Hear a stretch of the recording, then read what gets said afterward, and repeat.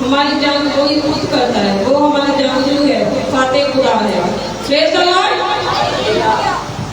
इसी तरह खुदावंद की प्रस्तुति में बढ़ते हुए यीशु के साथ मिलकर गीत गाएंगे। डरो मत, चुपचाप खड़े रहो, खुदा की निगाह के काम देखो।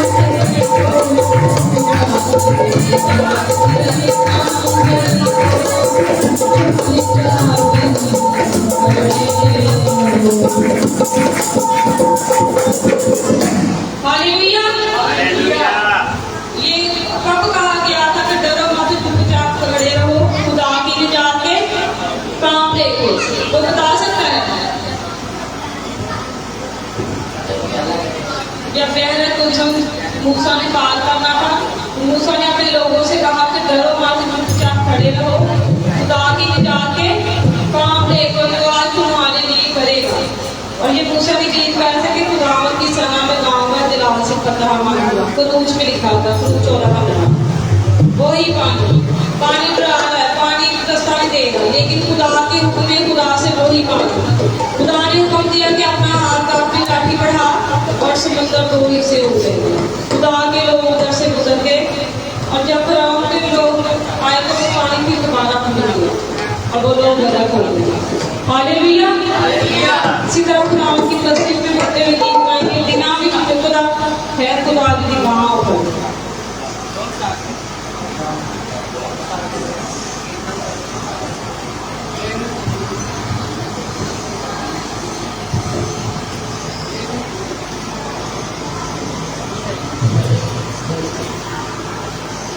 दिना विच चुकदा है खुदा दी बाहों खड़े, दिना विच चुकदा है खुदा दी बाहों खड़े।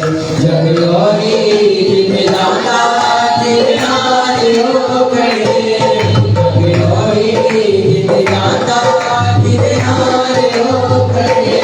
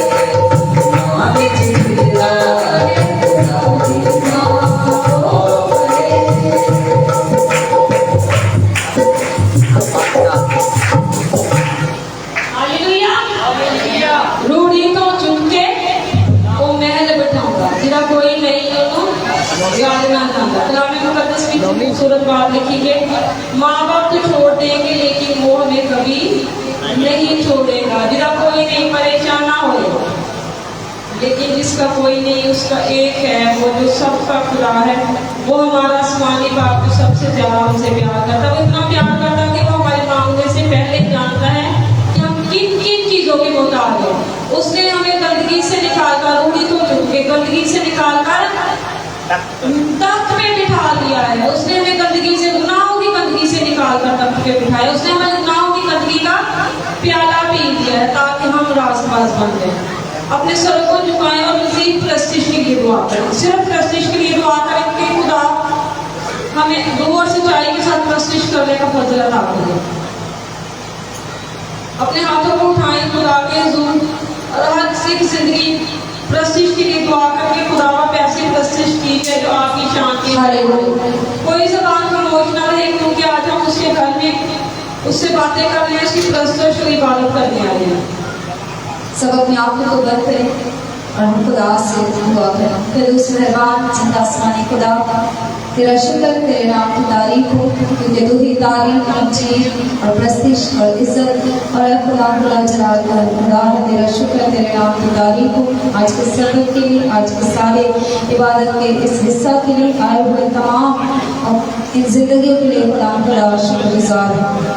खुदा शुक्र अदा करती और मिन्नत और दुआ करके रजा करती हूँ अपने लोगों को रुका दुगना मसा देकर अपनी प्रस्तिश के लिए इस्तेमाल कर। प्रस्तिश के वसीला से बंधन खुल जाते हैं, जुए टूट जाते हैं और जिंदगियां आज़ाद और बहाल होती हैं। प्यारे खुदा, मैं तेरा शुक्र करती हूँ खुदा खुदा क्योंकि तू ऐसे परेशान होता है जरूर और सच्चाई से खुदा खुदा तेरी प्रस्तिश करें, तुझे धन्यवाद कहें और खुदा खुदा तुझसे बरकतों के खुदा खुदा वारिस बने। प्यारे खुदा, मैं तेरी शुक्रगुजारी करती हूँ गलों आवाज़ों को छू। प्यारे खुदा, एक एक जिंदगी को खुदा जो तेरे हुजूर गा रही है, जो अपने दिल को खुदा खुदा तेरे हुजूर रख चुकी है, तो खुदा उसकी गले का, उसकी आवाज़ का जिम्मा ले प्यारे खुदा खुदा, ताकि खुदा खुदा जब हम तेरी प्रस्तिश करें तो खुदा जिंदगियां खुदा तेरे लिए तैयार हो, तेरे कलाम की आवाज़ को सुनने के लिए बेदार हो। और खुदा प्रस्तिश के वसीला से खुदा तो हमारे दरमियान जब तक नशीन होता है तो खुदा हम तुझे नाराज ना करें, बल्कि अब खुदा तेरे लिए खुदा दिल की गहराइयों से प्रस्तिश के वसीला से खुदा तुझसे बरकत पाए। तेरे खुदा बेशक खुदा साजों आवाज़ों पर तेरा मसा चाहती हूँ, ताकि जब भी खुदा बाकी मादा वक्त में हम तेरे जुल्म गाएं तो खुदा तेरे रूह की खुदा मामूली छा जाए, तेरे रूह का दुगना मसा छा जाए, क्योंकि अब खुदा रूह के बगैर हम कुछ भी नहीं। रोल कदस जो हमारा अच्छा उस्ताद है खुदा, सीखने और सिखाने के सारे अमल में खुदा तुम्हारा हादी और मददगार है। ये सब कुछ तेरे बेटे अपने खुदा यीशु के नाम से मांगते और पाते हैं, आमीन।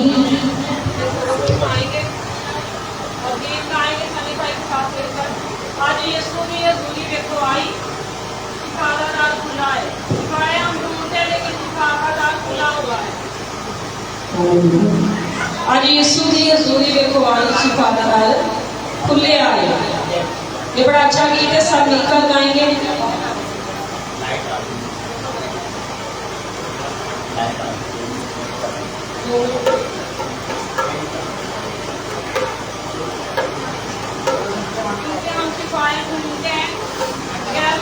पीछे जाते, लेकिन ये नहीं पता कि सिखारा दार यीशु है।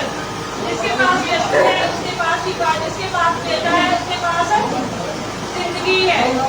शिफा तो सब दे देते हैं, अगर कुछ खा तो दे देते, लेकिन वो हमारे गम को बढ़ा देते। वो साथ पूरी और उन्हें हमारे पीछे लगा देते, शिफाएं और भी दे देंगे, पर वो गम को क्या करेंगे, दे देंगे, यानी कि बढ़ा देंगे। गैर मसीहियों के पीछे दौड़ने वालों का काम बढ़ जाएगा।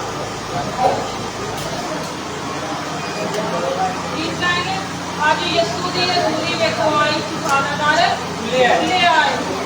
रूहे पाक दा छा गया जलाल, आज करेगा उसे कहा, बेशक वो हमें कहानी तो पानी का सब मिलकर गाएंगे, सबको आते हैं।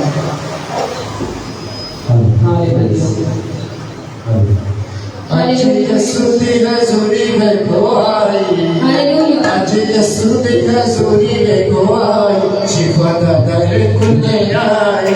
आज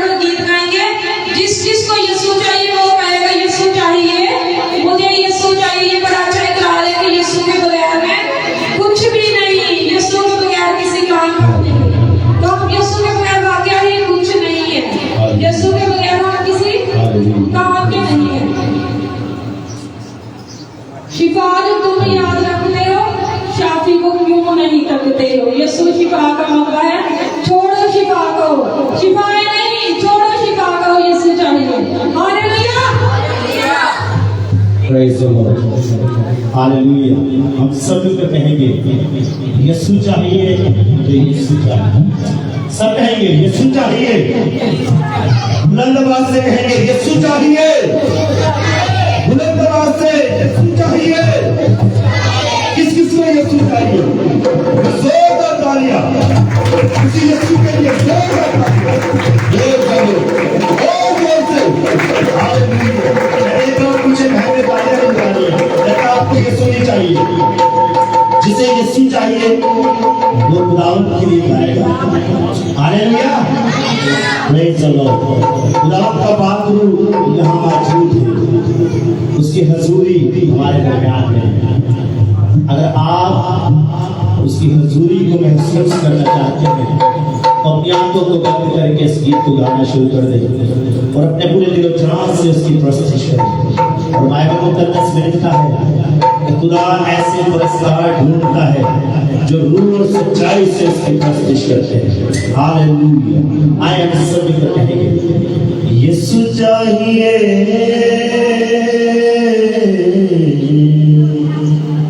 मुझे यीशु चाहिए। आपकी बारी है, आप कहेंगे यीशु चाहिए, मुझे यीशु चाहिए। बुलंद आवाज से कहें यीशु चाहिए, यीशु चाहिए। Praise the Lord. भाई भी कहेंगे, सब कहेंगे, बुलंद आवाज से कहेंगे और कहेंगे यीशु के बगैर मैं कुछ भी नहीं। आपकी बारी है। यीशु के बगैर मैं कुछ भी नहीं, यीशु के बगैर मैं कुछ भी नहीं। यीशु के बगैर मैं कुछ भी नहीं। यीशु चाहिए, उसका मसा चाहिए। सब कहेंगे यीशु चाहिए, उसका मसा चाहिए। यीशु चाहिए, मुझे यीशु चाहिए, यीशु चाहिए। सब कहेंगे यीशु के बगैर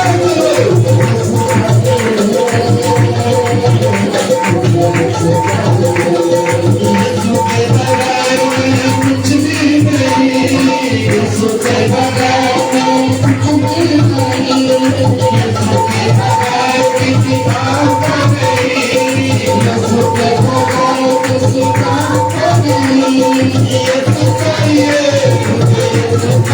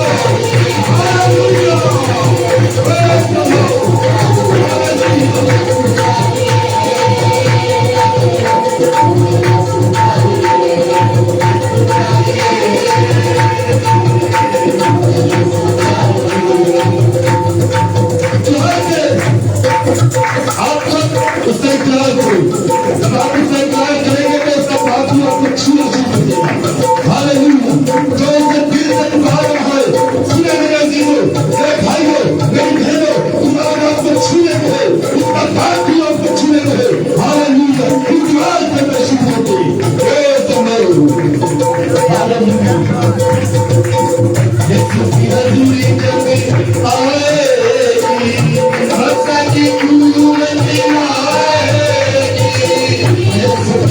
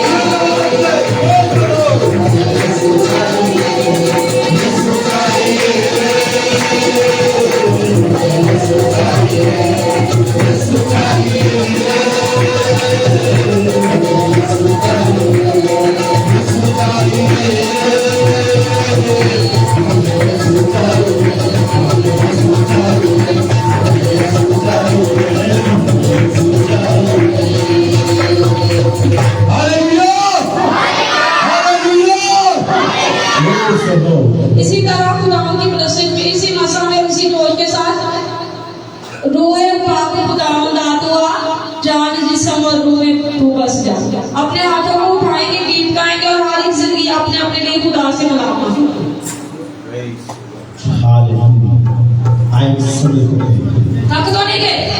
यीशु की दुनिया आ जाने के दीवाने को गाड़ी करवा। दीवाने थकते नहीं है, यीशु दे प्रेज द लॉर्ड। हालेलुया। रूहे पाक खुदावंद आत्मा। रूहे पाक खुदावंद तू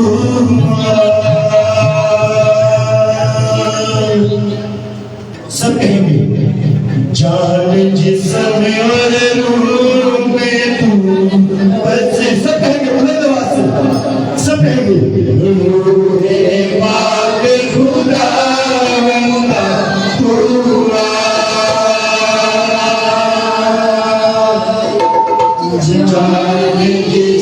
जान जिस्म और रूह में तू बस हालेलुया रूहे पाक खुदावंद तू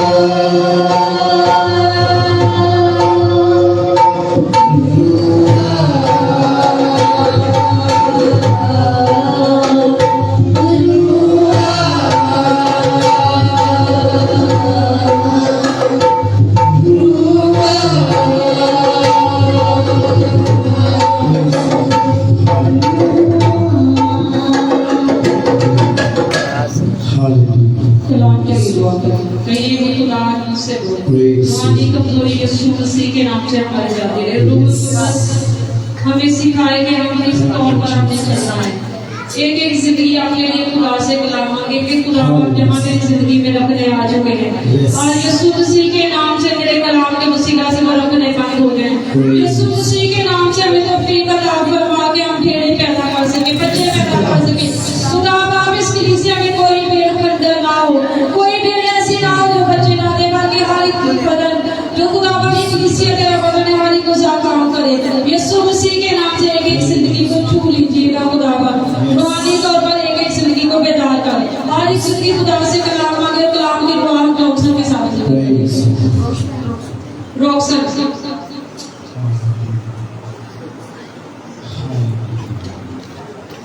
हालेलुया। जिसमें बुजुर्ग आसमानी बाप तेरी शुक्रगुजारी करते हैं इस खूबसूरत सुबह के लिए जो आपने हमारी सबों की जिंदगी बख्शा। खुदा आसमानी बाप खुदा आसमानी बाप तेरी शुक्रगुजारी करते हैं, प्रस्तुत में साथ दिया। खुदा आसमानी बाप हमारा ईमान है कि आप यहाँ पर मौजूद हैं। आज के कलाम के लिए तेरी बरकत चाहते हैं, आपके खादम को आपके हैंड ओवर कर देते हैं। जो भी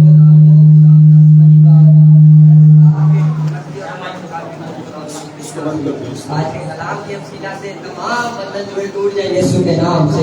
ऐ खुदा आसमानी बाप जब तक आपका कलाम होता रहे, आपका सवाल खुला रहे और ढेरों सारी बरकत आती रहे। बैठिए कि जान के लिए दुआ करते हैं कि सबके दिलों में मुरादों को पूरा करना खुदा आसमानी बाप। जितने लोग यहाँ पर बीमार हैं, परेशान हैं, आज के कलाम के वसीला से अटक की बीमारी या परेशानियां तेरे यीशु के नाम से जाती हैं खुदा आसमानी बाप। तेरे खादम के लिए तेरी बरकत चाहते हैं, तेरे खादम को तेरे हैंड ओवर कर देते हैं खुदा आसमानी बाप। अपने खादम का दिल दिमाग का जुम्मा लेना ताकि जो भी बोले रूह की हिदायत से बोले खुदा आसमानी बाप। और खुदा आसमानी सुनने वाले कान बरकत पाए खुदा यीशु से। कोई भी यहाँ से खाली न जाए बल्कि ढेरों सारी बरकत लेकर जाए खुदा यीशु से। आसमानी बाप तेरी बरकत चाहते हैं, एक बार फिर से तेरी शुक्रगुजारी करता हूँ। आज के कलाम की तेरी बरकत मांगते हैं खुदा यीशु से। आसमानी बाप तेरे खादम को तेरे हैंड ओवर कर देते हैं। छोटा बच्चा ईमान रखते हैं जो मगर तेरे यीशु के नाम से। और दुआइयां में रहकर खुदा के खादम के साथ दुआएं पढ़ते हैं। शिफा दस्ते करम से उसके पाए जिसका जी चाहे। शिफा दस्ते करम से के पाए जिसका जी चाहे मेरे कहने से क्या है आज़माए जिसका जी चाहे मेरे कहने से क्या है आज़माए जिसका जी चाहे मरीज़ाने गुनाह को दो खबर फैज़े मसीहा की मरीज़ाने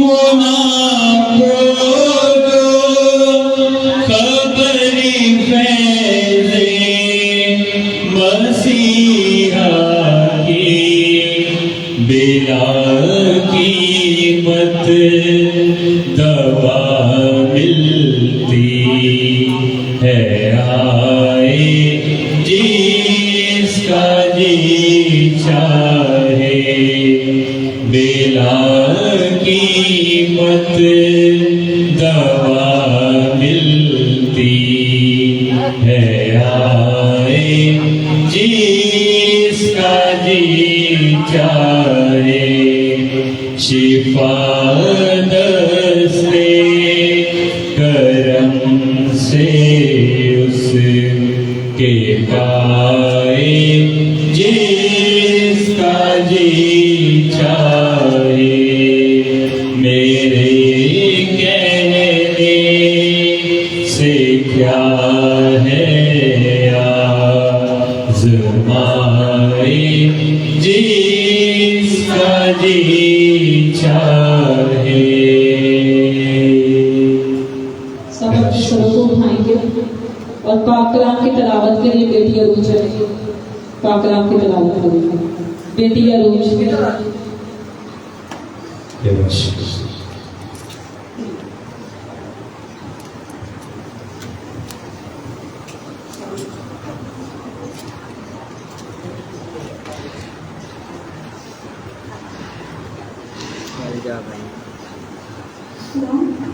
तमोथियस 2 बाब उसकी दूसरी आयत। दूसरा तमोथियस 2 बाब।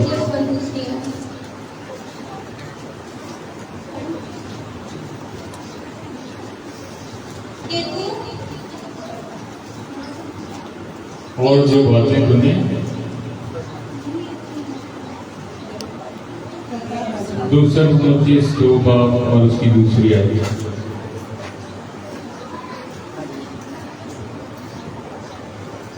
और जो बातें तूने बहुत से गवाहों के सामने मुझसे सुनी हैं उनको ऐसे दयानतदारी आदमियों के सपुर्द कर जो औरों को भी सिखाने के काबिल हों।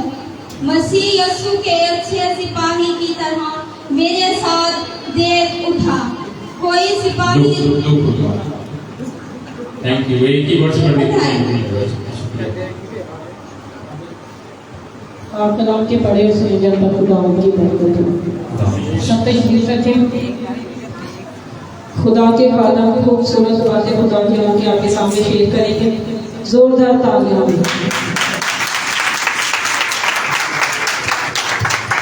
थैंक यू जी। खुदा आप सबको बरकत दे।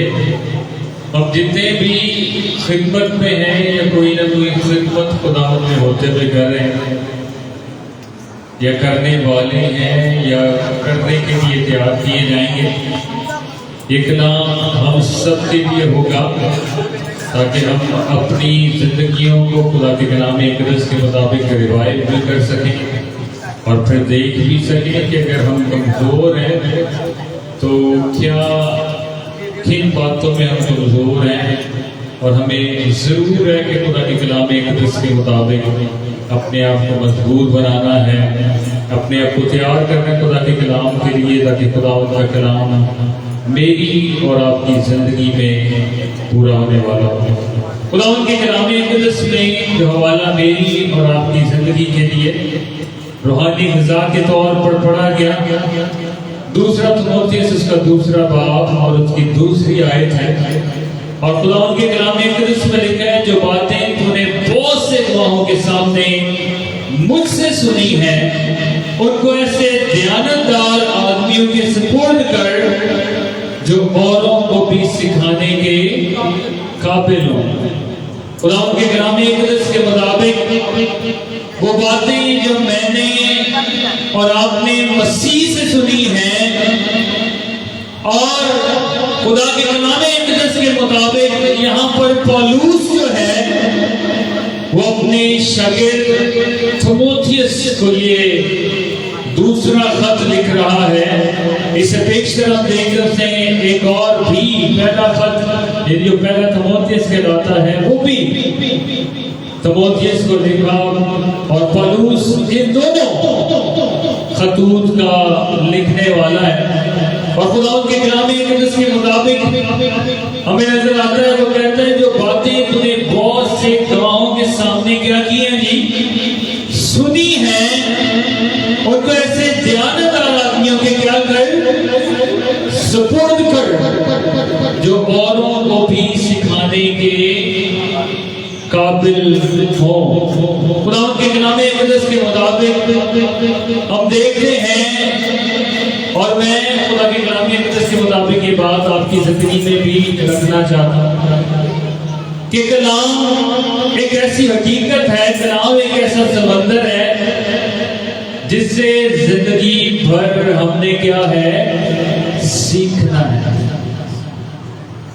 آج تک میں نے کوئی ایسا بڑا عالم نہیں دیکھا یا کسی ایسے شخص کو نہیں دیکھا جس نے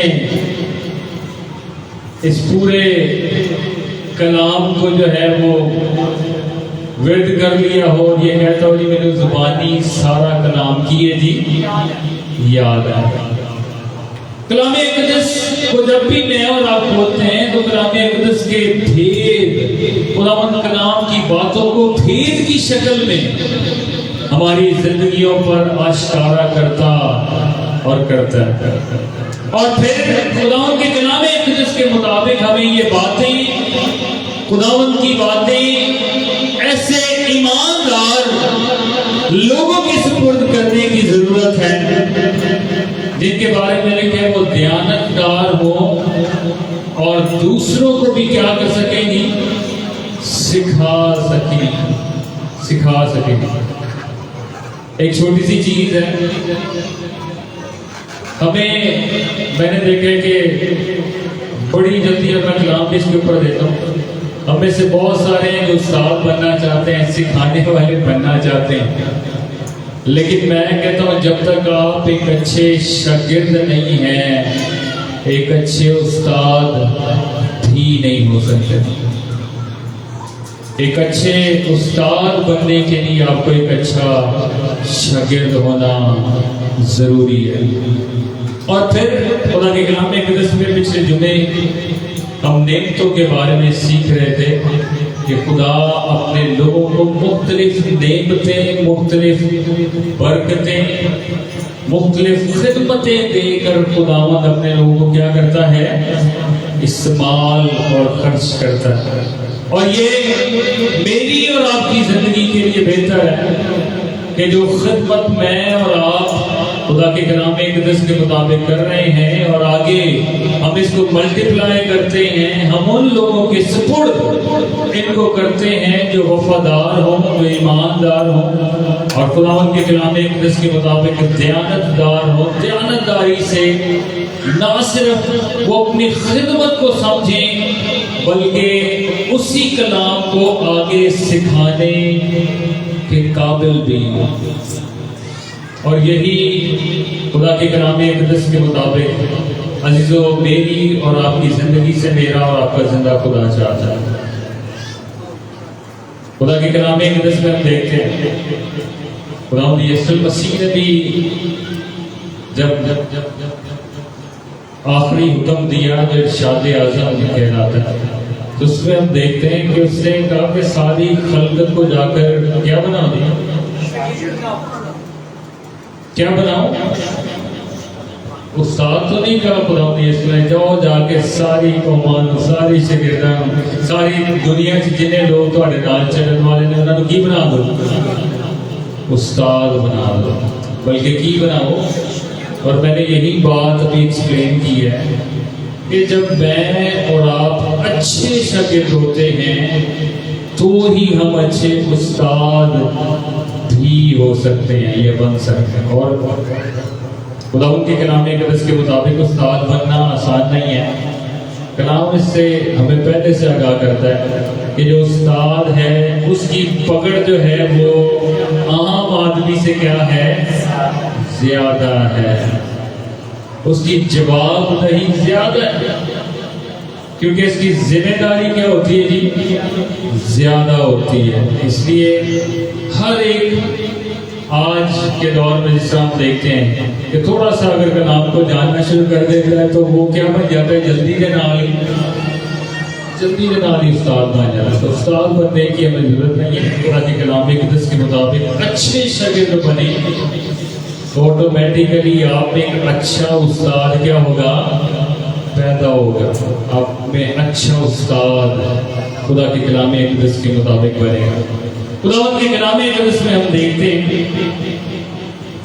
تموتھیوس کی کتاب، ایسی دوسرا تموتھیوس اس کا پہلا باب اور اس کی 6 آیت خدا کے کلام اقدس میں لکھا ہے، اسی سبب سے میں تجھے یاد دلاتا ہوں کہ تو خدا کی اس نعمت کو چمکا دے۔ کیا کر جی، اس نعمت کو کیا کر جو میری اور آپ کی زندگی میں ہمیں خدمت کے طور پر، برکت کے طور پر ملی ہے، ہمیں اس خدمت کو کیا کرنا ہے، چمکانے کا کیا مطلب ہے؟ اسی ہوتے سونے تو پانی چھڑا دیئے، ہاں جی کی مطلب ہے؟ سونا لوگوں کو جمع کر کے تو سارا پگھلا کے چھڑا دیئے، ہاں جی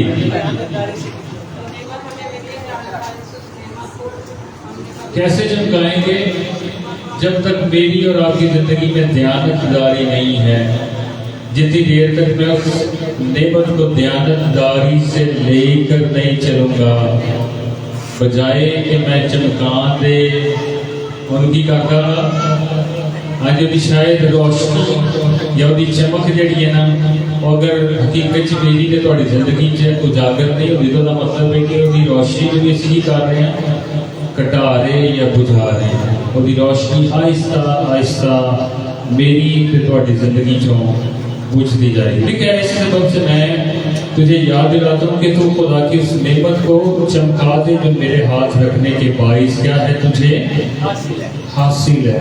یعنی خدا کے کلام اقدس کے مطابق آپ نے دیکھا ہوگا جب بھی کسی کو خدمت کے لیے مخصوص کیا جاتا ہے، اس کی مخصوصیت کی جاتی ہے، تو خدا کے خادم اس شخص پر کیا رکھتے ہیں، اپنے ہاتھ رکھ کر اسے خدمت کے لیے کیا کرتے ہیں، تیار کرتے ہیں۔ اور اسی لیے تیار کیا جاتا ہے تاکہ وہ اپنی اس خدمت کو اچھے طور پر پالش کرے۔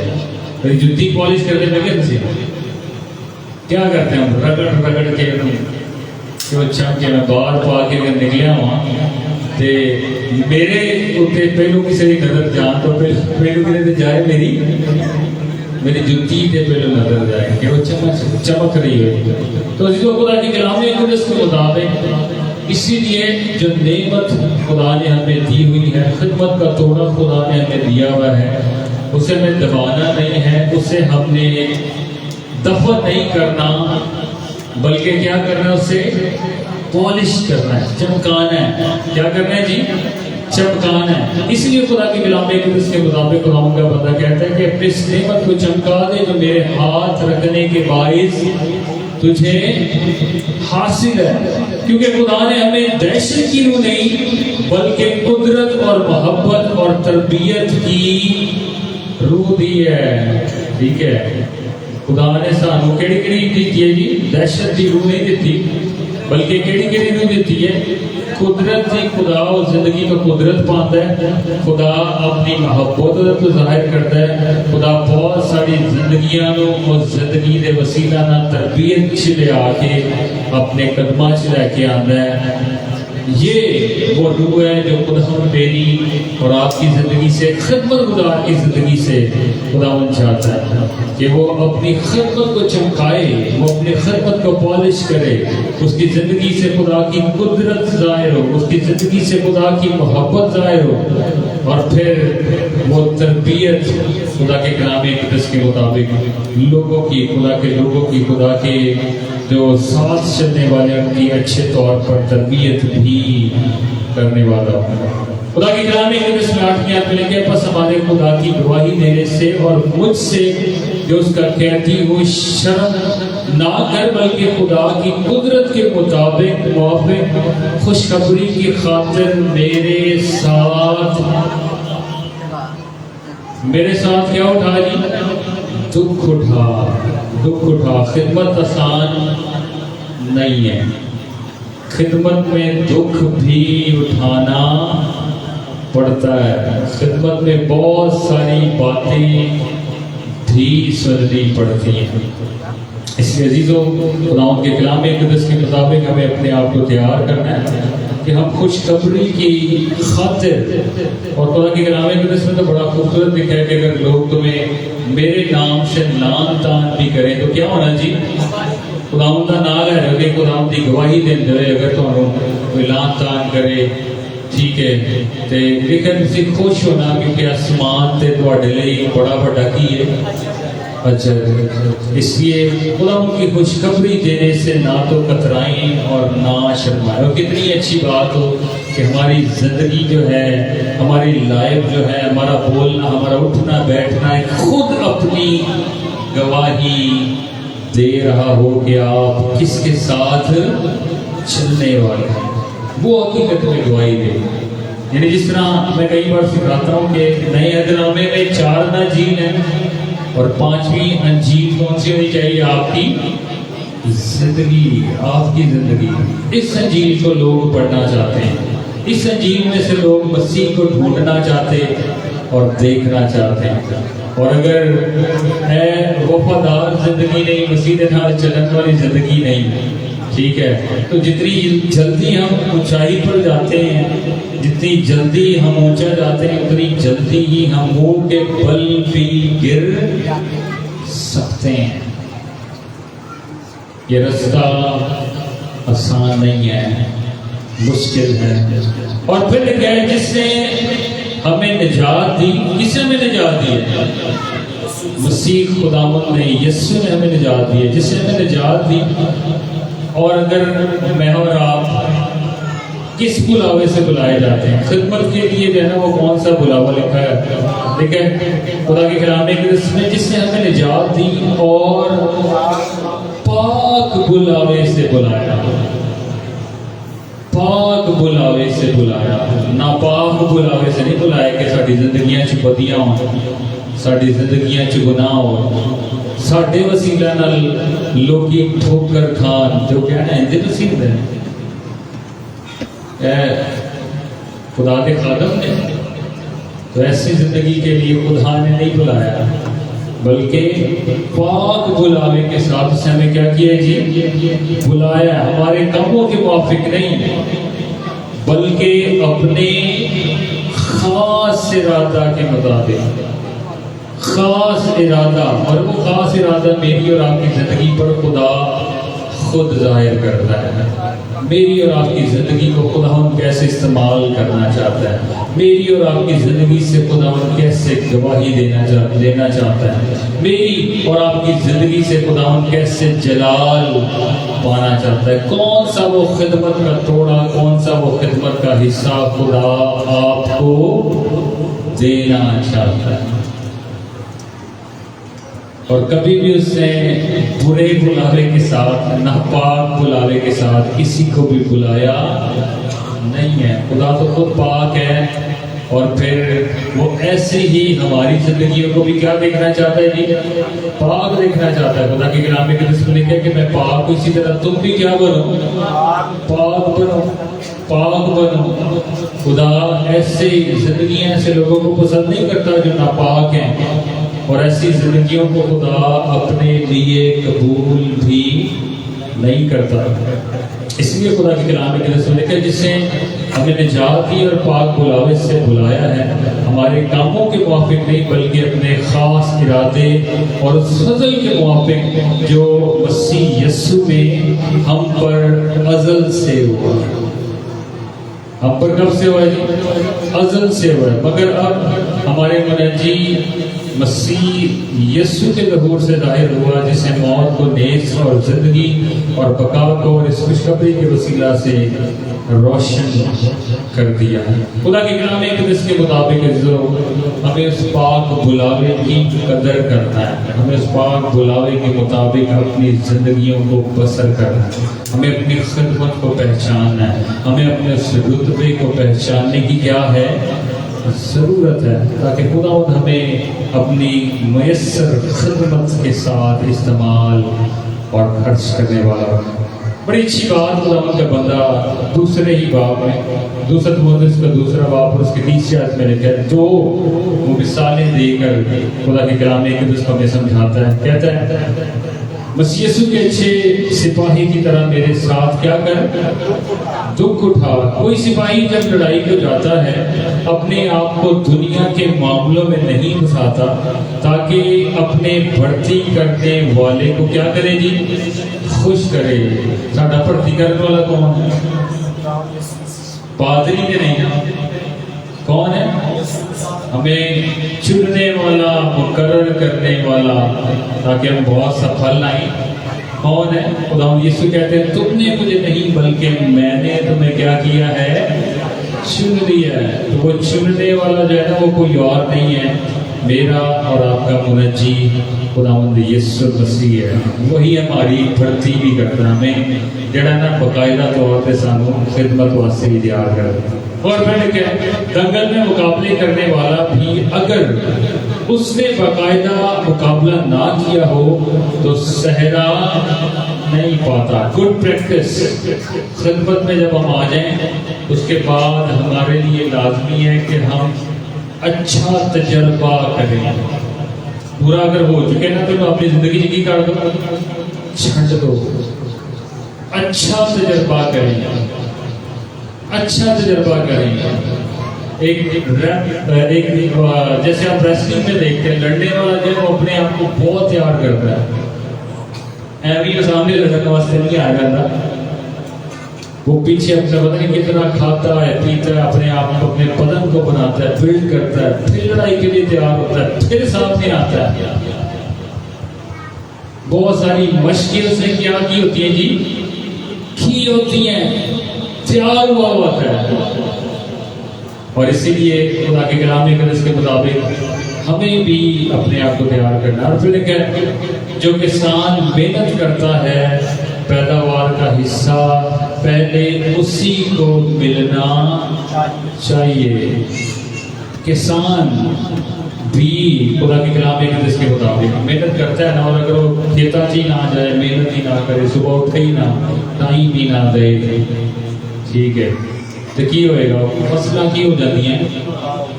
فصلیں برباد ہو جاتی ہیں، فصلیں برباد ہو جاتی ہیں. اسی طرح سے ہماری میسر خدمت جو ہے وہ بہت ساری جو ترقی ہے اس کو لا سکتی ہے. ہماری اچھی خدمت بہت سارے لوگوں کو خداوند کی نزدیکی میں لا سکتی ہے. اور بری خدمت کیا کرے گی؟ ہاں جی، بربادی کا کام کرے گی یا بربادی کا سبب بن جائے گی. شاید پہلو جو میری پیدا ہوئی ہے مسئلہ نے کو بھی تباہ ہو برباد ہو جائے. اس کے چیزوں خدا کے کلام مقدس کے مطابق ہمیں اپنے آپ کو دیکھنا ہے، ہمیں اپنے آپ کو ایک اچھے سپاہی کی طرح تیار کرنا ہے. ہمیں کسان کی طرح اپنی اس فصل کی کیا کرنی ہے؟ حفاظت کرنی. ٹائم تک اگر دوائی نہ پائے تو وہ فصل کون کھا جاتا ہے؟ ہاں جی کیڑے کھا جاتے ہیں، ڈفرینٹ کیڑے ہیں، ٹھیک ہے، تو وہ کھا جاتے ہیں۔ اس لیے عزیزو خدا کے کلام اقدس کے مطابق آج میں اور آپ بھی اپنی زندگی میں دیکھ سکتے ہیں ایز اے خدمت گزار ہوتے ہوئے یا خدا ان کی خدمت کے لیے تیار ہونے کے لیے کس طور پر ہمیں اپنے آپ کو لائق طور پر کیا کرنا ہے، تیار کرنا۔ اور خدا برے بلاوے سے نہیں بلاتا، خدا ہمیشہ پاک بلاوے سے ہمیں بلاتا ہے۔ یہ ارادہ بہت سارے لوگ ہیں، میں نے دیکھا بدلا لینے لگے کہ میں نے وہ ایک بڑی تھے جان لو، میں اتنے کوئی نہ دے شامل ہو جان لو، میں وہ چرچ نہ جا کے ایسی تیسی نہ کر دیتی، نہ پادری نہیں ایسی تیسی نہ کر دیتی۔ تو اس بلاوے سے اگر خدا بلا رہا ہے تو آپ کی زندگی میں کبھی کامیابی، یہ تو آپ خدا کے گھر کی بربادی کا سبب بن گئے ہیں۔ خدا ہرگز ایسا نہیں چاہتا۔ اس سے عزیزو خدا ان کے کلام اقدس کے مطابق ہمیں اپنی زندگیوں پر غور کرنا، خاص کر جو خدا ان کے خدمت گزار ہیں، جو خدا ان کی خدمت میں آلریڈی ہیں، انہیں اپنی زندگیوں کو ہر وقت خدا کے کلام کے مطابق دیکھنے اور پھر اپنی زندگیوں کو پرکھنے کی کیا ہے، ضرورت ہے۔ میں نہیں کہتا کہ ہم ہر وقت ہی بڑے طاقتور ہیں، ہم کمزور بھی ہو سکتے ہیں، ہم انسان ہیں اور انسان کمزور ہوتا ہے، ٹھیک ہے، انسان فانی ہے، انسان نے ختم ہو جائے، ایسا ایسا زندگی ڈلتی جاتی ہے تو ہمارا بدن بھی ڈلتا جاتا ہے، قوت بھی جاتی ہے، اور وہ ہماری زندگی کے بہت سارے مراحل پر افیکٹ بھی کرتی ہے۔ لیکن اس کا مطلب یہ نہیں کہ ہم اپنے آپ کو کمزور سمجھ لیں تو بس یہ گال ختم ہو گئی۔ خدا کے کلام میں سے لکھے خدا اپنے لوکاں کو کعباں دے وانگو کی کرتا ہے جی، گاتے نا گیت، کعباں دے وانگر تینوں کی دے کے، تینوں زور دے کے۔ کعب کیا کرتا ہے، اپنے پرانے پر، ٹھیک ہے، وہ پہاڑ پر جب چلا جاتا ہے اور پھر کچھ دیر کے لیے وہاں پر رہتا ہے، اور پھر وہ جو پہاڑ ہے، جو چٹانیں ہیں، اوپر وہ اپنے پروں کو مارتا ہے۔ کیوں مارتا ہے؟ کہ وہ جو پر ہے نا وہ اس کے ٹوٹ جائیں، وہ پر نکل جاتے ہیں، ٹوٹ جاتے ہیں، اور پھر اسی جو پروں کی جگہ وہاں پر نئے پر نکلتے ہیں، اور پھر وہ جوانہ وانگرو اپنی پرواز پڑتا ہے۔ اسی طرح خداوند میں اگر ہیں تو ہم وہ کعبوں کی مانند کیا ہیں، جوان ہیں۔ ہمیں زور خداوند سے مانگنے کی ضرورت ہے۔ کبھی بھی میں کہتا ہوں وہ آپ کو بوڑھا نہیں ہونے دے گا۔ آئے اپنے سر کو جھکائیں، اپنی آنکھوں کو بند کریں اور ہم دعا کریں۔ سب خدا کی پاک حضوری میں جھک جائیں اور ہر ایک کام خدا ان کی پاک حضوری میں بند ہو جائے گا۔ دعا کریں گے۔ ڈر بر کے خالق ہمارے زندہ آسمانی باپ، دل کے تھا گھرنے سے خدا آپ کا شکر کرتے ہیں، آپ کی تعریف کرتے ہیں زندہ خدا تیرے آج کے دن کے لیے، تیرے محیط کلام کے لیے جو آج تمہیں ہماری زندگی میں بخشا، اور خدا اس خدمت اور اس توڑے کے لیے جو تو ہمیں بخشا ہے، جو تو ہمارے اندر رکھتا ہے، جسے خدا ہمیں پرکھنے اور پہچاننے کی ضرورت ہے، جس سے خدا ہمیں چمکانے کی ضرورت ہے، جس سے خدا ہمیں تجھے جلال دینے کی ضرورت ہے، جس کے وسیلہ سے خداوند تو ہمیشہ ہماری زندگی میں خداوند ہمیشہ خدا پہلا درجہ پانے والوں ہم تیرا شکر ادا کرنا چاہتے ہیں اپنے کلام کی باتوں کے وسیلہ سے، کلام کی ساری سچائیوں کے وسیلہ سے جو آج ہم نے تیرے کلام مقدس میں سے سیکھی ہے۔ بخش دینا خداوند، کوئی بھی زندگی خداوند یہاں خالی نہ رہے، بلکہ خداوند ہم تیری برکت کو پانے کے لیے اور پھر اسی طرح سے اپنی زندگی میں اس ارادہ کو، اس مقصد کو خداوند اپنی زندگی میں ڈھونڈیں جو خدا کو ہماری زندگی میں رکھتا ہے، تاکہ تیرے لیے میسر طور پر اپنی خدمت خدا کرنے کے لیے تیرے سامنے اپنے آپ کو پیش کرنے والے جتنے بھی خداوند خدمت گزار ہیں ان کے لیے تیرا خادم ہوتے ہوئے تیری برکت، تیرا شکر ادا کرنا چاہتا ہوں اور تیری برکت یسوع کے نام سے مانگتا ہوں، ان کی وسعتوں کو بڑھا، انہیں اور زیادہ اپنی میسر خدمت کے لیے خداوند استعمال اور خرچ کرنے والا ہو، تاکہ خداوند تیرا جلال، تیری قدرت ہمیشہ خداوند تیرے لوگوں کے وسیلہ سے خداوند ظاہر ہوتی رہے۔ خداوند ہمارے ساتھ ہونا، باقی ایمانداری سارے खुदा तो हिस्सा में हमारी बड़ी रहबरी रहनुमाई करना। इबादत के दूसरे हिस्सा के लिए भी खुदा तेरी पाक में जुटते हैं। खुदा तो सारी जिंदगियां जो तेरे पाक मेज़ के लिए तैयार होकर आई हैं उन्हें भी खुदा तेरे पाक लहू में छुपाते हैं। जब खुदा हम तेरी पाक मेज़ में शरीक हों तो खुदा हमें से हर एक ज़िंदगी जो तेरे पाक मेज़ के लिए तैयार है कसरत की बरकत पाए। जब तक खुदा तो नहीं आता तेरी यादगारी के लिए खुदा हम ऐसा ही करने वाले हैं। अपने ईमानदार लोगों को, बेटे बेटियों को, अपने फर्जंदों को कसरत की बरकत देना, यीशु मसीह के नाम आमीन। जिस लोगों कई सारी शरीफों के और इबादत का दूसरा हिस्सा से लेकर से जाके हैं लोग लगती है। खुदा बाप का शुक्र अदा करते हैं आज के इबादत के पहले हिस्से के लिए, और जबकि हम दूसरे इबादत के हिस्से में शरीक होते हैं तो मेरी दरख्वास्त है उन लोगों से कि जो पाक मेज़ के लिए तैयार हैं वो अपने पैरों पे खड़े होने वाले होंगे। जो लोग पाक मेज़ के लिए घर से तैयार हो के आए हैं वो अपने पैरों पे खड़े होने वाले होंगे। भाइयों से, बहनों से, बेटियों से मेरी दरख्वास्त है कि जो पाक मेज़ के लिए जिंदगियां तैयार हैं वो अपने पैरों पे खड़े होने वाले होंगे।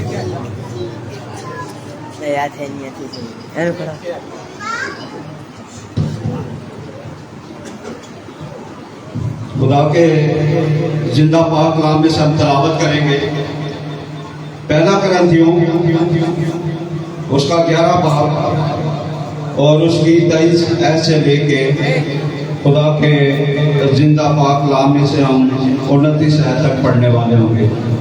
खुदा के जिंदा पाक कलाम में से हम तलावत करेंगे पहला करंथियों उसका 11 बाब उसकी 23 आयत से लेके 29 आयत तक खुदा के जिंदा पाक कलाम में से हम तलावत करेंगे। क्योंकि ये बात मुझे खुदावन से पहुंची और मैंने तुमको भी बता दी कि खुदावन यीशु ने जिस रात को पकड़वाया गया रोटी ली और शुक्र कर तोड़ी और कहा कि ये मेरा बदन है जो तुम्हारे लिए है, मेरी यादगारी के वास्ते यही किया करो। इसी तरह उसने खाने के बाद प्याला भी लिया और ये कह करके प्याला मेरे खून में नया ऐद है, जब कभी पियो मेरी यादगारी के लिए यही किया करो। क्योंकि जब कभी तुम ये रोटी खाते और इस प्याले में से पीते हो तो खुदावन की मौत का इजहार करते हो जब तक कि वो न आए। इस वास्ते जो कोई नामनासिब तौर पर खुदावन की रोटी खाए या इस प्याले में से पिए वो खुदावन के बदन और खून के बारे में कसूरवार होगा। बस आदमी अपने आप को आजमा ले और इसी तरह इस रोटी में से खाए और इस प्याले में से पिए, क्योंकि जो खाते पीते वक्त खुदावन के बदन को ना पहचाने वो इस खाने पीने से सजा पाएगा। खुदा के पाक कलाम के पढ़े और सुने जाने पर खुदा की बरकत पाए। हम दुआ करने वालों की इस पाक मेज़ के लिए, उन जिंदगी के लिए दुआ करेंगे कि जो जिंदगियां तैयार हैं उनके लिए भी हम दुआ करेंगे, पाक मेज़ के लिए हम दुआ करेंगे। और मेरी दरख्वास्त है जमात में से भाइयों में से, बेटों में, बहनों बेटियों में से कोई भी दुआ में मदद रहनुमाई कर सकता और कर सकती है। आज़ादी है दोनों तरफ से। पाक मेज़ के लिए दुआ करेंगे। खुदा बाप यीशु मसीह के नाम से जब हम ने खुदा बाप शैतान और यीशु के रूबरू ये मेज़ लगाई तो यीशु मसीह के नाम से हमें फजल अता कर इस खून और गोश्त में जब शरीक होते हैं जिंदगी बल्कि कसरत की जिंदगी पाई मेरे खुदा ने, और हमारे जिस्मानी और रूहानी बीमारियां इस खून और बदन के वसीला से यीशु के नाम से करती है। जो अभी तक शरीक नहीं होते उन्हें भी तौफीक अता फरमा कि मसीह के बदन में शरीक हो सके, मसीह के खून में शरीक हो सके। मेरे खुदा ताकि कसरत की जिंदगी पा सके यीशु मसीह के नाम में। पहले मेरी दरख्वास्त है, पहले भाई आएंगे उसके बाद बहनों और बेटियों को से मेरी दरख्वास्त है वो परस्तिश को जारी रखें।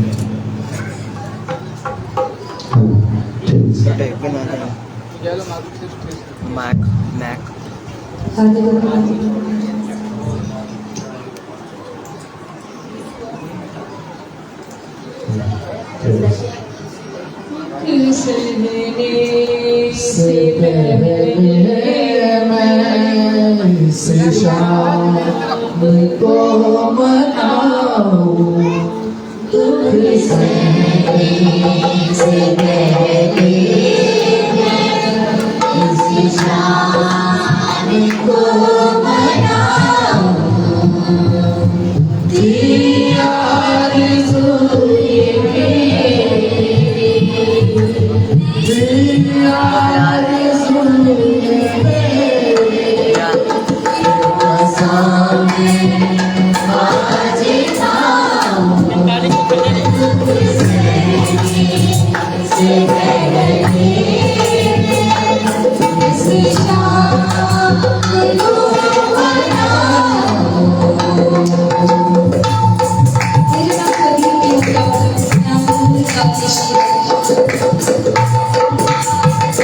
दिलों में रखना मेरी याद का जरूर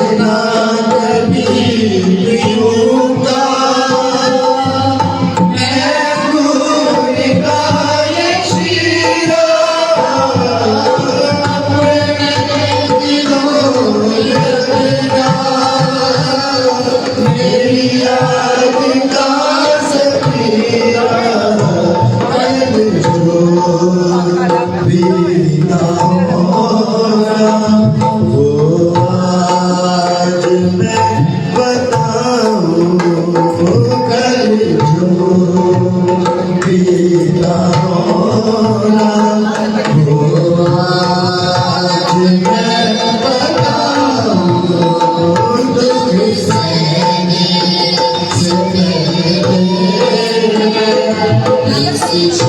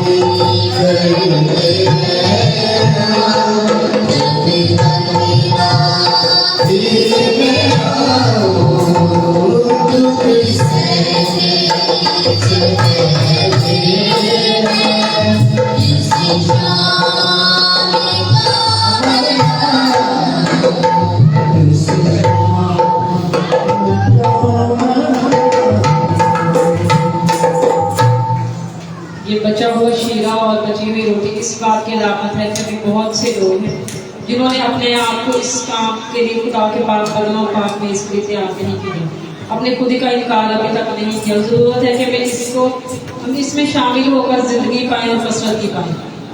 सब सरों को झुकाएं, आंखों को बंद करें और दुआ करें।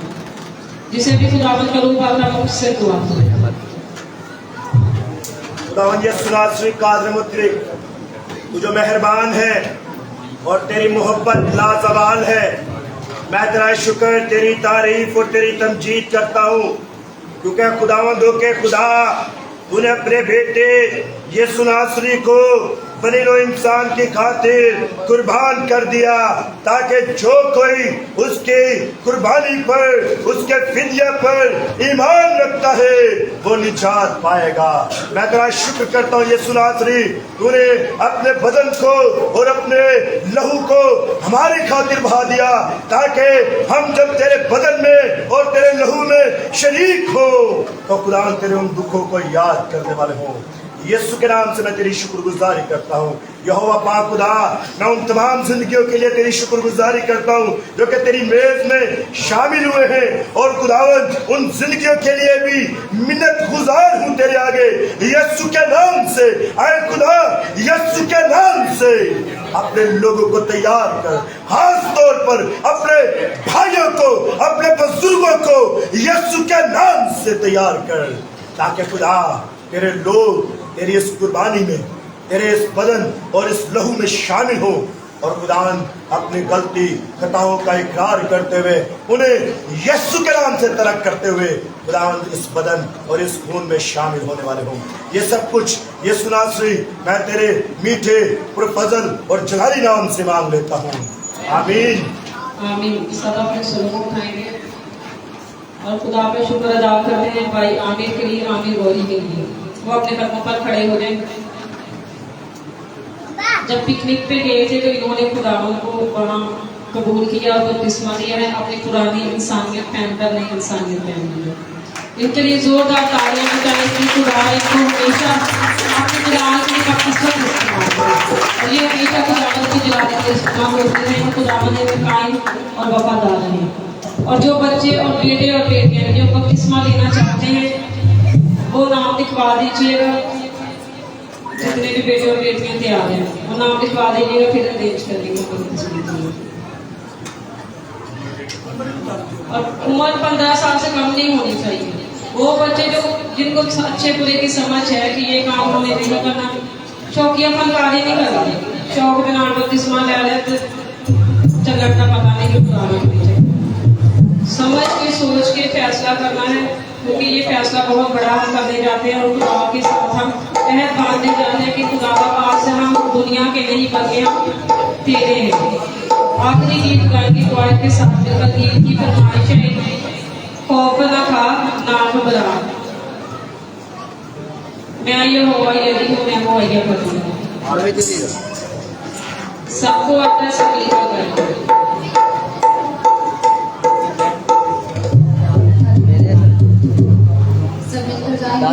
खौफ न खा, मैं यहोवा यदि हूँ, मैं मुहैया करूँगा।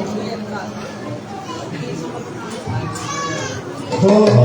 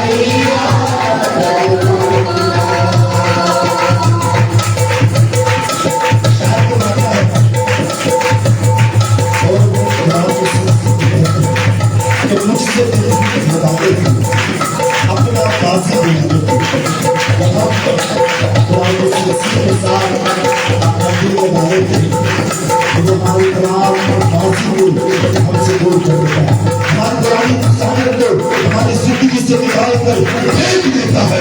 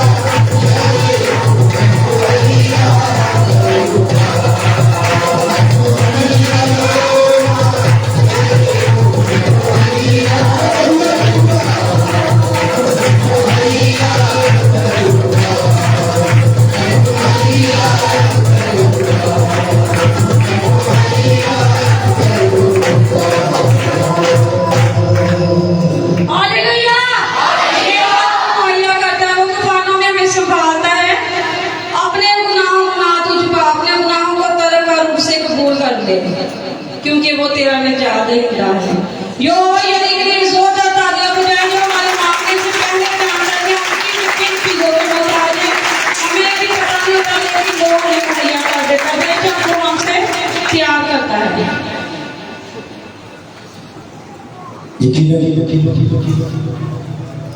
जब खुदावंद का रूह हम पर नाज़िल होता है तो हम उसके पाक रूह से भरे हुए उसके हिस्से स्नान करते हैं। देखा है कि जब पालूस और सिलास कैद खाना में थे और वो दुआ में मशगूल थे, वो उसकी बंदगी कर रहे थे, उन्होंने ये नहीं देखा था कि उनके हाथों पर उनके पाँव पर भेड़ बंधी हुई, वो कैद खाने में थे, बल्कि उन्होंने देखा कि हमने खुदावंद के नाम से अज़ियत पाई है और उन्होंने अपने आप को मुबारक कहा और वो उसकी तमजीद कर रहे थे। और रात के वक्त लिखा है कि फरिश्ता उनके दरमियान में आ गया और उनकी भेड़ियां यीशु के नाम से खुल गई और उन कैद खाने की नींव भी हिल गई, तमाम दरवाजे खुल गए उनके लिए और वो नाचते गाते हुए उसकी हमद करते हुए कैद खाने से बाहर दोबारा उसकी खिदमत के लिए चले गए। मैं खुदा का शुक्र करता हूँ कि खुदावंद अपने लोगों को, अपने परस्तारों को अपने जलाल के इस्तेमाल करता है। मैं चाहूँगा कि जोरदार तालियां आप सब अपनी जिंदगी के लिए اور اسی کے ساتھ میں بھائی عاقب کے لیے بھی نہایت طور پر تحریک سے خداوند میں ہوتے ہوئے شکر گزار ہوں، کیونکہ جب ڈھول کی بجائی جاتی ہے تو بہت زور لگتا ہے، پوری قوت کے ساتھ ڈھول کی بجانی پڑتی ہے، اور جب اس کے اوپر ہاتھ پڑتے ہیں تو انگلیوں کی حالت بری ہو جاتی ہے۔ میں چاہتا رہا ہوں، مجھے معلوم ہے، سنا خدا کے اس بیٹے کے لیے خدا کی شکر گزاری کرتا ہوں جو کہ ہر وقت اپنے آپ کو خدا کے جلال کے لیے تیار رکھتا ہے، زور کرتا ہے بھائی آپ کے لیے۔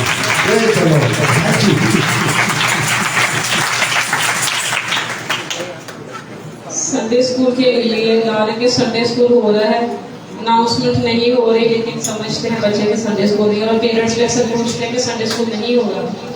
سنڈے اسکول جیسے ایوری سنڈے لگتا ہے 6 بجے کھلتا ہے چرچ۔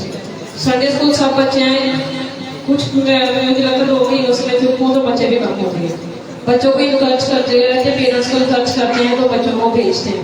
چھٹیاں ہیں بچوں کو، یہ نہیں کہ سو رہے ہیں بچے، خدا کے گھر میں 1-1.5 گھنٹہ آنا ہوتا ہے پورے 8 دن کے بعد۔ خدا کے گھر میں بچوں کو بھیجیں تاکہ ہم بچے کی اس راہ پر تربیت کر سکیں کہ بوڑھے ہونے تک بھی وہ نہ پھرے۔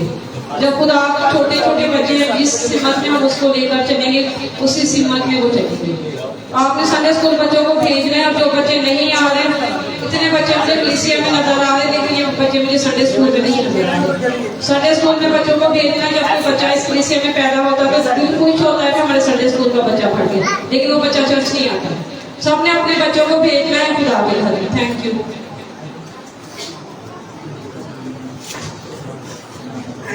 اس لیے سے میری طرف سے سب کو سلام۔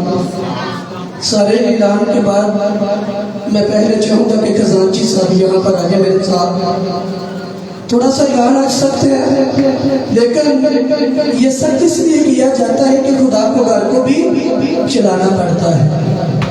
ہم سب جتنے بھی مسیح لوگ ہیں وہ ہم صرف مسیح گانے سے مسیح نہیں بنے، ہم مسیح کی باتوں پر، کلام خدا پر جو ہے ہم روشنی ڈالنے والے ہو سکے کہ ہمارے خدا نے کلام خدا میں کیا لکھا ہے، ہم اس پر عمل کریں، ہم نہ کہ ادھر ادھر کی باتوں میں رہیں، ہم تھوڑا سا وقت جو ہے وہ خدا کے کلام کو بھی دیں۔ ہم جب خدا کے گھر میں آتے ہیں تو ہم کس لیے آتے ہیں؟ خدا کا کلام سننے کے لیے۔ میں بہت دفعہ یہاں پر کھڑے ہو کر بول چکا ہوں کہ اگر کلام خدا سے آپ ایک بات بھی اپنے ساتھ لے کر جاتے ہیں تو آپ کا پورا گھرانہ جو ہے وہ نجات یافتہ ہوگا اور برکت حاصل کرے گا۔ لیکن ہم نے بہت سارے، میں نام نہیں دوں گا، بہت سارے بیٹے بیٹی ایسے ہیں کہ جب خدا کا کلام بیان ہوتا ہے تو ان کی توجہ جو ہے وہ کلام خدا کی طرف نہیں ہوتی، ان کا دھیان کہیں اور ہوتا ہے۔ میری آنکھیں، میرا دل، میرا دماغ جو ہے وہ صرف خدا کے خادم کی طرف اور خدا کے کلام کی طرف ہونا چاہیے، کیونکہ خدا کا بندہ جو ہے وہ کیا بول رہا ہے، کیا میں سن رہی ہوں، میری آنکھیں کس کو دیکھ رہی ہیں؟ صرف میرا اور آپ کا دل دماغ صرف خدا پر لگا ہونا چاہیے، تو تب ہی ہم برکت حاصل کر سکتے ہیں۔ پہلے تو یہ بات ہوگی۔ دوسری بات کہ ہم بہت دفعہ، میں چاہوں گا کہ میں کے بغیر میں بات کروں تو آپ تک ضرور پہنچے گی۔ میں بہت دفعہ کہہ چکا ہوں کہ چرچ جو ہے وہ آج کے دور میں بے پیسے سے چلتا ہے، خدا کا خادم ہے اس کا بھی گھر چلتا ہے۔ بہت سارے مہینے ہو گئے ہیں، خزانچی صاحب نے بھی مجھے بولا، بھائی صاحب نے بھی میرے ساتھ 2-3 بار یہ بات کو شیئر کیا کہ میری جو سیلری ہے وہ بھی پوری نہیں ہو رہی۔ آج آپ دیکھیں کہ مہنگائی کتنی ہے، ہمیں اپنے گھر کی تو فکر ہوتی ہے، مجھے اپنے گھر کی فکر ہوتی ہے، مجھے خدا کے خادم کے گھر کی فکر کیوں نہیں؟ مجھے اس گھر کی فکر کیوں نہیں؟ ہم کسی کے ساتھ زور زبردستی کبھی نہیں کرتے، لیکن ہم یہ ضرور بولتے ہیں کہ جتنا بھی آپ کو آپ کے دل میں خدا چلاتا ہے وہ ضرور جو ہے خدا کے گھر میں دے، تاکہ خدا کا گھر جو ہے وہ بھی چلے اور خدا کے خادم کا بھی گھر چلے۔ خدا کا خادم یہاں پر آ کر کلام بیان کرتا ہے، آپ کے ساتھ چلتا ہے، کلیسیا کو ساتھ لے کر چلتا ہے، لیکن ہم سب کا یہ فرض ہے کہ ہم اس کا بھی خیال رکھنے والے ہوں۔ خزانچی صاحب کا آپ کے سامنے ہے، میں نام کسی کا نہیں لوں گا، ایسے اچھا نہیں ہوتا، ہو سکتا میں بھی ان میں شامل ہوں۔ لیکن آپ ضرور جو ہے جس طرح اپنے گھر کا خیال رکھتے ہیں اسی طرح جو ہے خدا کے گھر کا بھی خیال کریں. مہنگائی کتنی ہوگی, مہنگائی سے کتنے لوگ پریشان ہیں؟ سب پریشان ہیں نا. تو ہم خدمت گزار بھی یہ نہیں جانا پریشان ہیں, کیونکہ پٹرول بھی آتا ہے, سارے خرچے چرچ میں ہوتے ہیں, تو پروگرام ہوتا ہے اس میں بھی خرچے ہوتے ہیں, لیکن کبھی کبھی ہم پریشان ہو جاتے ہیں کہ پیسے ہم کہاں سے لے کر آئیں. پھر کبھی ہم بھائی خدار کو بولتے ہیں, کبھی اپنے آپ کو بھی بیچ میں شامل کرتے ہیں, عامر بھائی کو بولتے ہیں. بہت ساری زندگیاں اور ہیں جو ہمارے ساتھ مل کر جو ہے یہ سارے کام کو دیکھتی ہیں. میں چاہوں گا زندگیوں کے لیے زور دیں.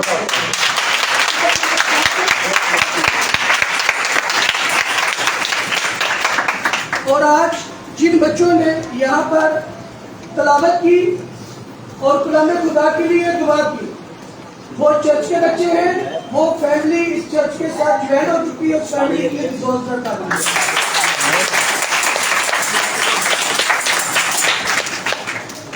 میری باتیں تھوڑی سخت ہوتی ہیں, لیکن گھر میں جا کے جو ان باتوں کو سوچا کرے, ان کو سمجھے ان باتوں کو کہ خدا کے لوگ یہاں پر کھڑے ہو کے کیا بول رہے ہیں اور کس لیے بول رہے ہیں.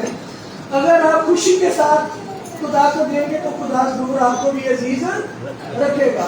ہم سب ہی آج کے دور میں پریشان ہیں, لیکن ہمیں اس پریشانی میں بھی خدا کو یاد رکھنے کی ضرورت ہے.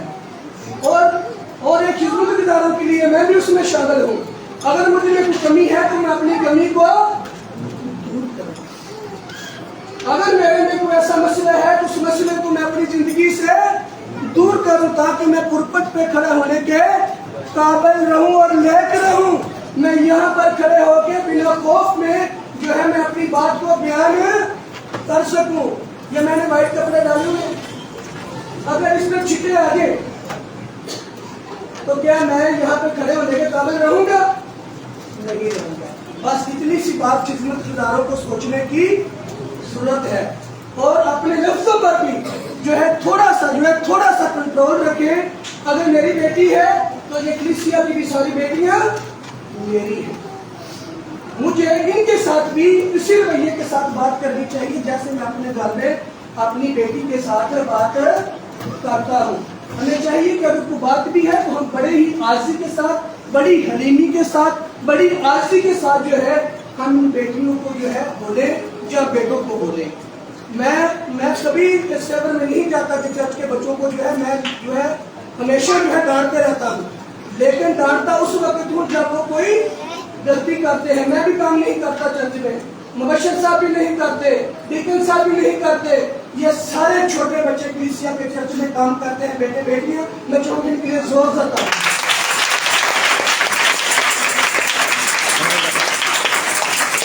اور ہم سب نے جتنے بھی ہم خدمت گزار ہیں, ہمیں سب نے ان کو ساتھ لے کر چلنا ہے. اور دوسرا اعلان, جن کے کارڈ نہیں بنے وہ خزانچی صاحب کے ساتھ رابطہ کر کے جو ہے اپنے کارڈ بنوائیں اور خدا کو دینا سیکھیں, تو خدا دیکھیں آپ کو دگنا چگنا جو ہے کیسے واپس لوٹاتا ہے.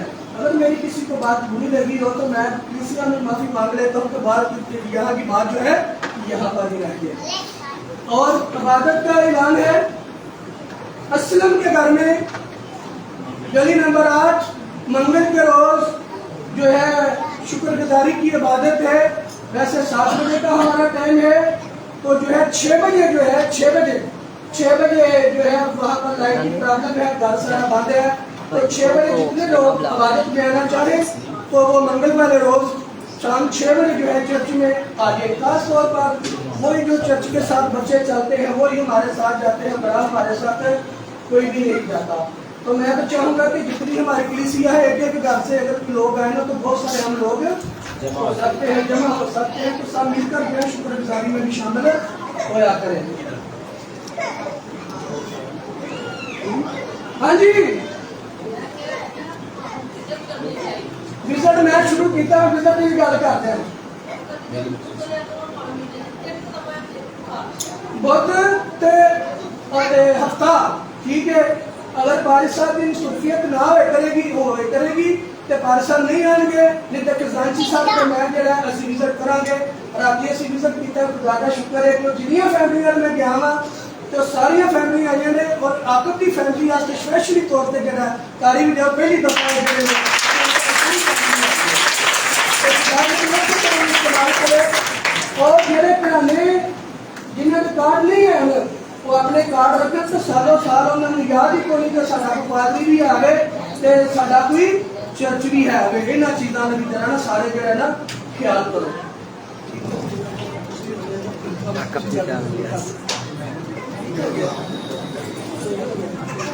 मैं आखिरी तो आप पाकिस्तान के साथ मिलकर करने वाले होंगे।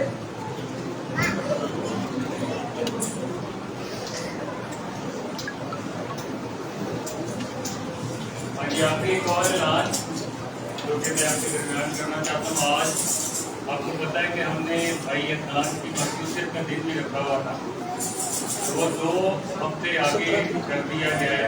फिर अगले हफ्ते जो है वो ईद आ जाएगी और उसके बाद का जो इतवार है उसमें भाई अदनान की मखसूसियत होगी 17 तारीख को। तो जितने भी आप यहाँ पर मौजूद हैं यही वक्त होगा। हमने बात की थी कि शायद शाम को कर लें, लेकिन शाम के वक्त ये है कि थोड़ा सा प्रॉब्लम है, लेकिन हम कोशिश करेंगे जब सारे यहाँ पर मौजूद होते हैं, सारा चर्च, सारे लोग यहाँ पर आए होते हैं तो उनके दरमियान जो है वो इनकी मखसूसियत की है। तो उससे खुदा के मुख्तलिफ खादम भी आएंगे जो हमारे साथ होंगे और हम सब मिलकर जो हैं खुदा उनके खादम की उनके बंदे की मखसूसियत करेंगे।